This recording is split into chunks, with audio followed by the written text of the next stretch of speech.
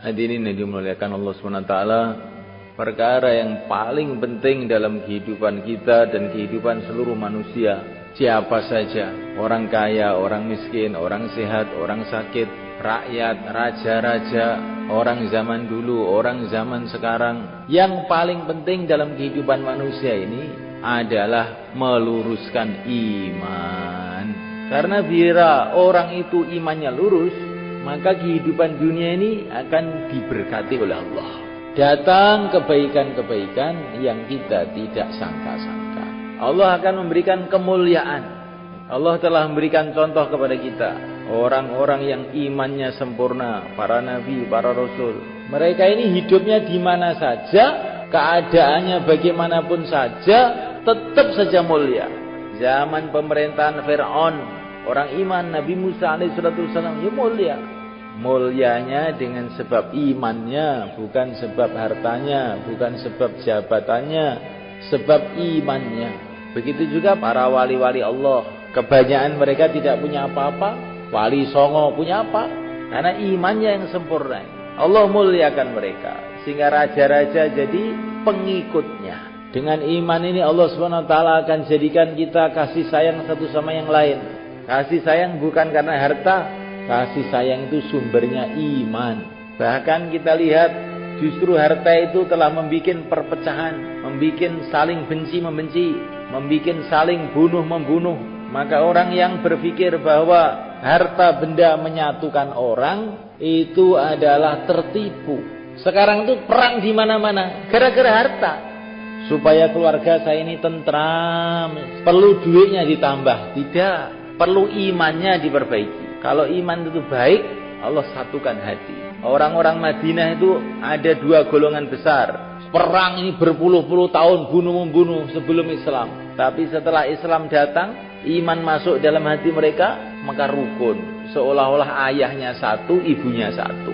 Bahkan mereka itu tidak bisa makan kalau temannya tidak makan. Bahkan mereka itu suka kelaparan asalkan saudara-saudaranya makan. Orang Madinah mereka. Alangkah indahnya kehidupan mereka itu. Kehidupan kasih sayang satu sama yang lain. Tapi kalau tidak ada iman, ayah tidak bisa menyayangi anaknya. Anak tidak bisa menyayangi ayahnya lagi.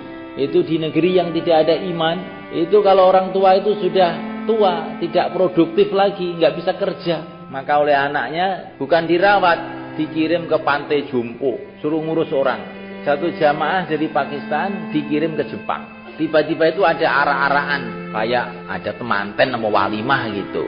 Maka jamaah itu tengok, ada apa ini? Ternyata itu ada wanita tua didudukkan di atas kursi roda, didorong sama anak-anaknya, dikasih pakaian hiasan-hiasan, kayak mau dijadikan nganten, padahal sudah tua.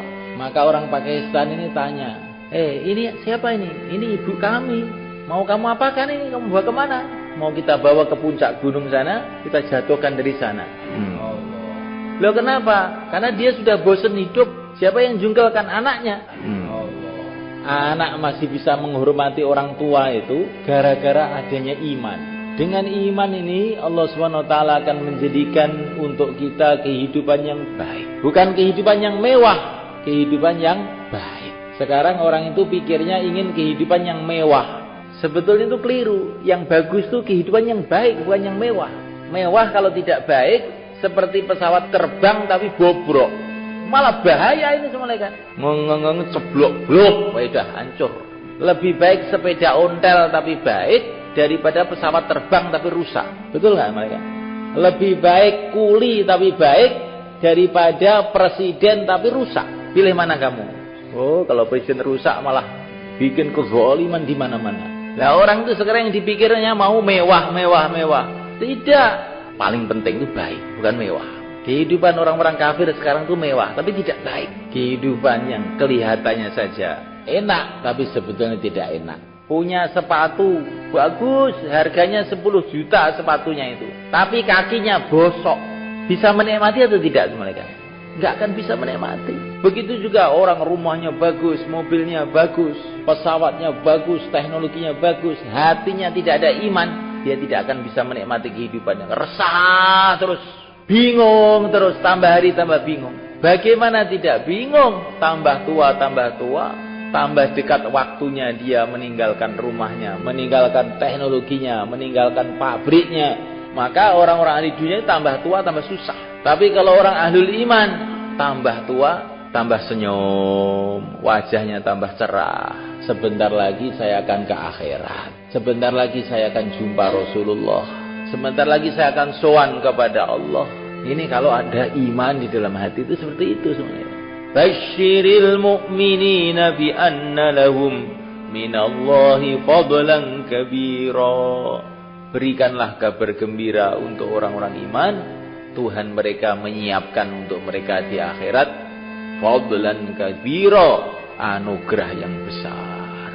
Kalau Allah sudah mengatakan besar, sudah nggak bisa diukur oleh otak manusia.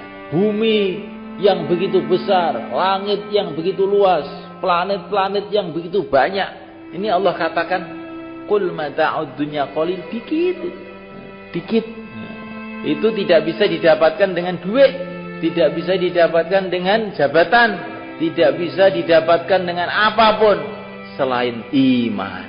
Maka iman itu penting. Kalau orang sudah mendapatkan iman yang lurus, berarti telah mendapatkan segala-galanya. Bagaimana tidak? Dia telah menjadi kekasih Allah. Dia menjadi calon raja di surga Allah. Apalagi? Dia akan mendapatkan aisyatun radiyah, kehidupan yang memuaskan.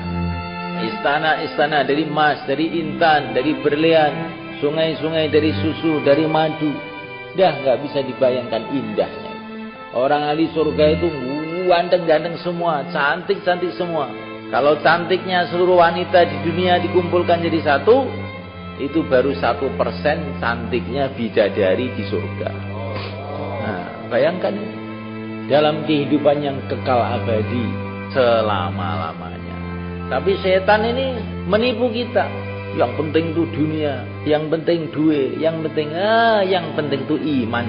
Semua usaha yang selain usaha memperbaiki iman, itu akhir-akhirnya adalah kosong, nul, putul.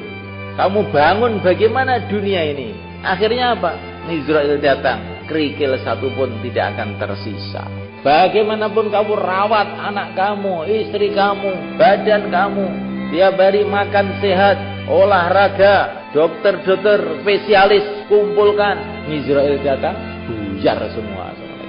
Barulah waktu itu orang-orang dunia paham bahwa dunia ini tidak ada nilainya, tidak pantas dibangga-banggakan, tidak pantas diagung-agungkan, bahkan dipikirkan saja itu rugi.